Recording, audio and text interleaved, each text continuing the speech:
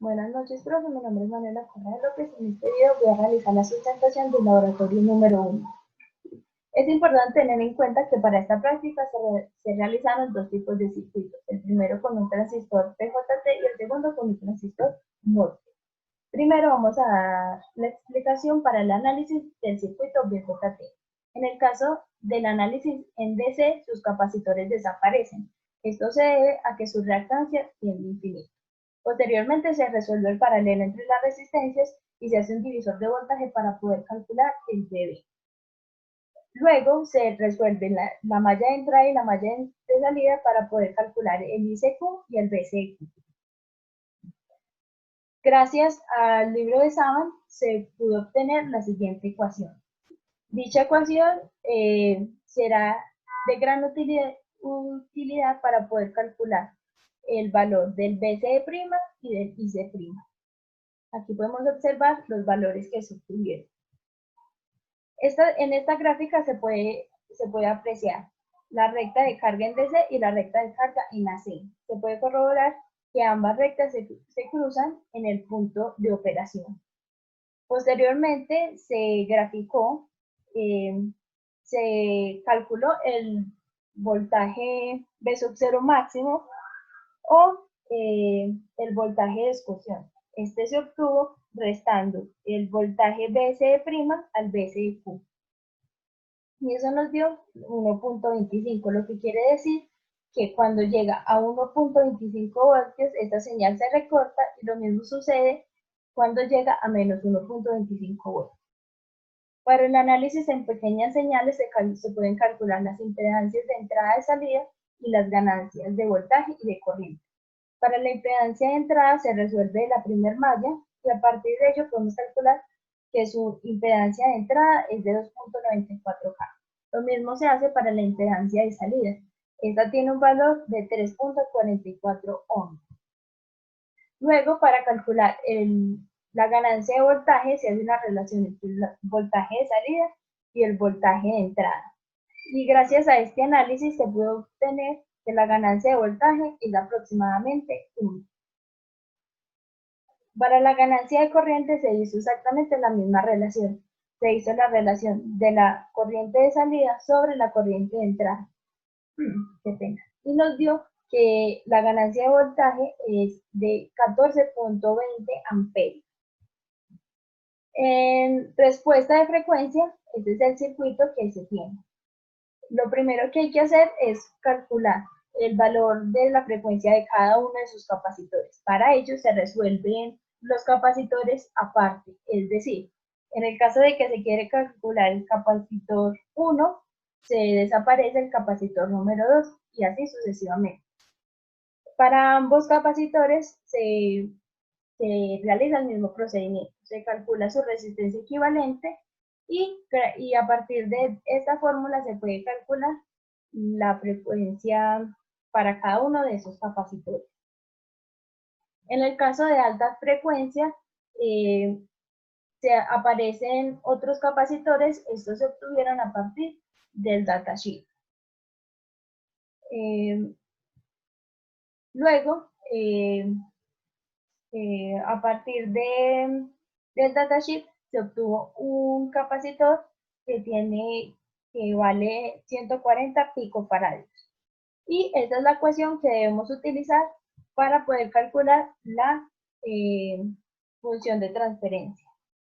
Reemplazando cada uno de esos capacitores hallados y de frecuencias calculadas en todo el análisis se pudo realizar la función de transferencia que tiene esta forma. Esa función de transferencia nos sirvió para poder realizar el diagrama de Boole. En este caso, mis compañeros y yo no tuvimos la posibilidad de poder conseguir las hojas semilogarítmicas. Por lo tanto, utilizamos una plantilla y a partir de ella se realizaron los diagramas de Boole. En este caso, para el circuito de BJT, este fue su diagrama de Boole.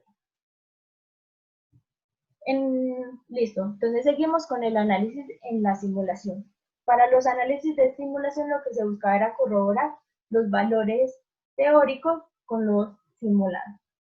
En el caso del análisis en DC, se pudo ver que los valores obtenidos fueron muy similares a los que se calcularon teóricamente, lo que quiere decir que su porcentaje de error fue mínimo. En pequeña señal, la impedancia de entrada dio un poco diferente a lo que se había calculado teóricamente. Lo mismo sucedió con la impedancia de salida. Esto se debe a que en el momento que nosotros realizamos los cálculos no se tuvo en cuenta el porcentaje de error que tenía la configuración de cada uno de estos transistores. En el caso de las ganancias pasó exactamente lo mismo. Los valores que se obtuvieron tanto teórica como simulados no coinciden mucho, su porcentaje de error es elevado. Y eso se debe a exactamente lo mismo, porque no tuvimos en cuenta el porcentaje de error de los transistores, pues porque no tuvimos en cuenta su configuración. Y pues aquí podemos observar cómo fue la gráfica obtenida por medio de la simulación para respuestas en baja frecuencia. Ahora vamos a proseguir con el análisis para el circuito FET, es decir, el que tiene el transistor MOSFET. Para este análisis es importante utilizar el datasheet y determinar el VGSTH, el VGS-ON y la corriente de entrada. Qué pena, y el ID-ON. Es importante tener en cuenta que el VGSTH fue un valor que nosotros elegimos. ¿Por qué? Porque dicho transistor se puede operar entre 0.8 voltios y 3 voltios. Y según los análisis que nosotros realizamos, el que mejor se comportaba era cuando tenía un valor de 2 voltios. Para el análisis en DC se realiza el mismo procedimiento que para el circuito BJT. Sus capacitores desaparecen, eso se debe a que la reactancia tiende a infinito. Realizamos el paralelo entre las resistencias, hicimos un divisor de voltaje para calcular el VGG y de una vez hallamos el valor de la constante que será utilizada más adelante. Y organizamos el circuito y nos quedó de esta manera.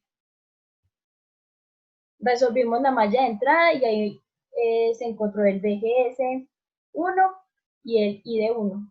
Es decir, cuando nosotros realizamos el análisis encontramos 2 voltajes y 2 corrientes, pero escogimos el de 3.4 ya que era superior al 2 voltios del VGSTH. Posteriormente se calculó la malla de salida y entonces se obtuvo un valor del voltaje de 5.048 voltios.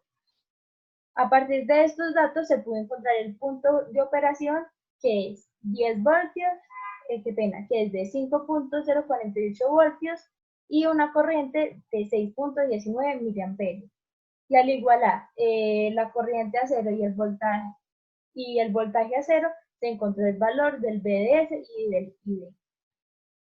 Aquí se puede apreciar la gráfica de dicha recta de carga y del punto de operación. Para el análisis en AC, primero realizamos el análisis para poder calcular su recta de carga. A partir de esta fórmula se igualó la corriente a cero para poder calcular el voltaje y lo mismo se hizo con el voltaje para poder calcular la corriente. Aquí podemos apreciar lo que expliqué en el primer análisis, que es para poder calcular el voltaje de excursión.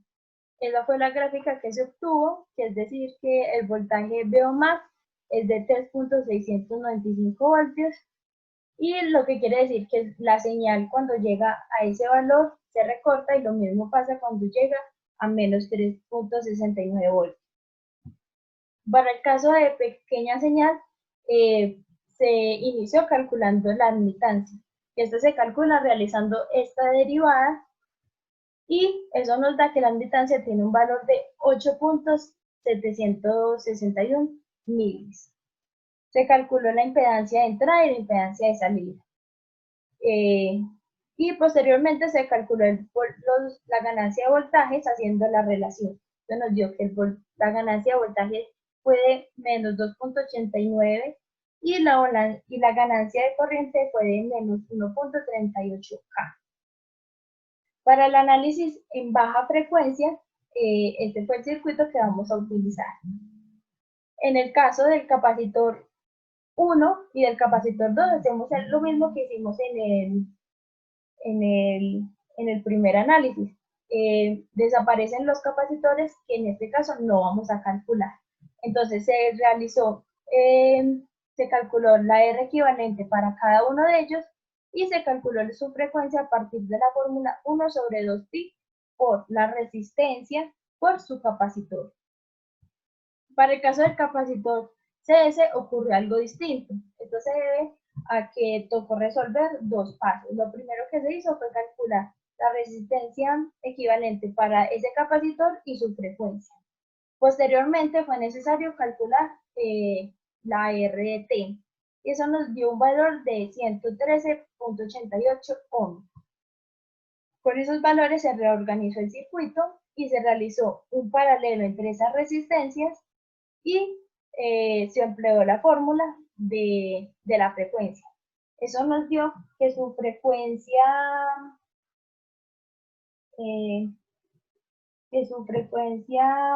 de corte mínima fue de 237.08 Hz.